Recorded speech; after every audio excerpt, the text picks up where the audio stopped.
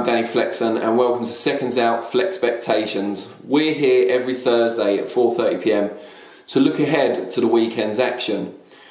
Now obviously we're just into January 2019 and there's not a lot of action going on. So what we thought we'd do for this week is, instead of looking at specific fights, we'd look at some top British fighters who should be making waves in 2019. Some hot prospects, if you like.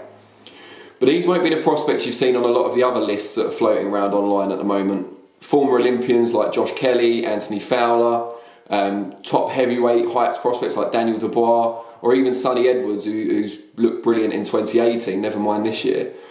We're going to pick out five under the radar prospects that you may or may not have heard about already, and talk about what they've done so far and looking ahead to what they might achieve this year. We're going to start off up at cruiserweight. We've got a pair of cruiserweights for you. First of all, Craig Glover from Liverpool. He's been building his career largely under the radar, in part because he lost one of his early fights on points to Jake Bonnerly. Bit weird one, Bonnerly, because he hasn't been seen since. Maybe he thought his career peaked when he beat Glover. Maybe he saw something that at the time not many other people did. But either way, Glover's rebuilt under the radar for the most part, and then came to prominence, at least in the wider spectrum, back in October, when he defeated former top amateur Simon Vallily. Looked really good in that fight and looks a bit of an all-rounder. You know, he can fight on the front foot, the back foot. Seems quite versatile for someone with not that much experience. He's also managed by Tony Bellew, who recently retired, former world cruiserweight champion who now has more spare time to devote to his charge. That level of experience that Bellew has can only be beneficial to Glover's rise. So we wait to see exactly what Craig Glover can achieve in 2019. The other cruiserweight, and it would be remiss of me not to mention, is Chris Billum Smith, down in Bournemouth, but based at Shane McGuigan's gym in Wandsworth. McGuigan's obviously an esteemed trainer, but not only that, Billum Smith's done a lot of rounds of sparring with George Groves, which sounds like a painful experience, but also a great learning curve for him. He especially sparred Groves a lot in the build-up to the Callum Smith fight, because like Smith, Billum Smith, not at all confusing, is long-armed, rangy, and a bit of a puncher. Also a good technical boxer, but you know, got a real dig to him. His nickname's the Gentleman, which applies outside the ring, lovely guy, but inside the ring there's a real ruthlessness about him. He's a good finisher. He's got 7 inside schedule victories in 8 overall, which is really impressive. And he took a step up in October, which was not his last fight but the one before, against ex-Commonwealth title challenger Robin Dupree, who started well, nice boxer Dupree, but Billum Smith gradually wore him down, cut the ring off well, and he's got a lovely variety of shot as well, Billum Smith. So he was able to pick him apart, and I think he forced a retirement in that one. So that was a good win for him. Came back in Bournemouth, I believe, last time out with a routine win. But big things will be expecting of him in 2019. He's in and around that exciting British cruiserweight scene, so him and Glover are both worth watching out for.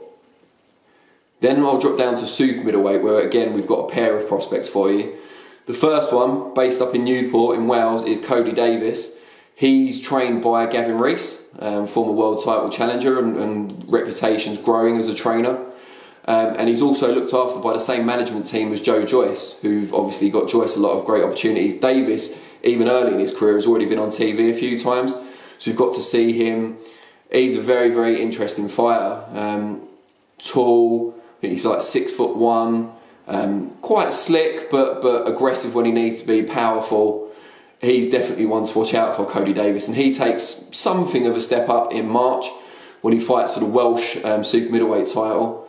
It'll be the first time, assuming he makes it, it'll be the first time he's made the super middleweight 12 stone 168 pound limit as a pro, although he's been in and around, I think he's been like 170, 171. But even in the light heavyweight fights he's had, he's looked the bigger man on most of the occasions, so it'll look absolutely huge, I think, at super middleweight. So he's someone to watch out for.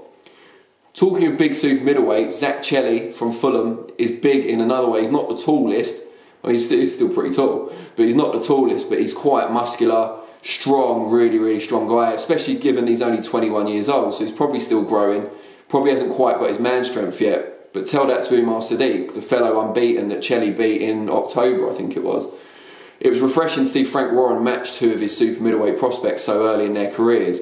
And many thought that Sadiq would have too much for Cheely. He had the greater amateur pedigree, certainly as a senior. Cheely was a very good junior. And also was thought to have the broader skill set.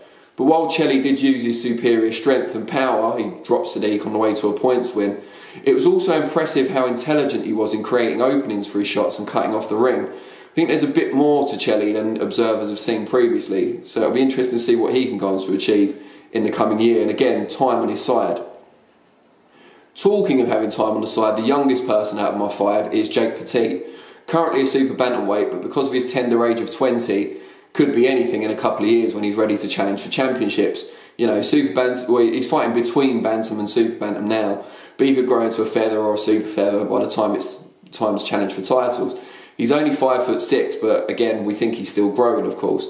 And he's in a really good gym at the iBox in Bromley, alongside people like Bradley Skeet, British welterweight champion Johnny Garton, under Alan Smith, who's a great underrated trainer, and his assistant, the ever-reliable Eddie Lamb. So it'll be interesting to see. I think I've said that a lot about everyone now. It'll be interesting to see. I don't want to be too repetitive, but it's intriguing with Petit. You know, his brother Lewis had some early success as a pro. He's now retired. Felt the game wasn't for him anymore. Jake could go even further. He was a good junior amateur and decided to turn pro rather than make waves as a senior. And I think that's probably the right decision. His style was more suited to the pros. He's a switch hitter.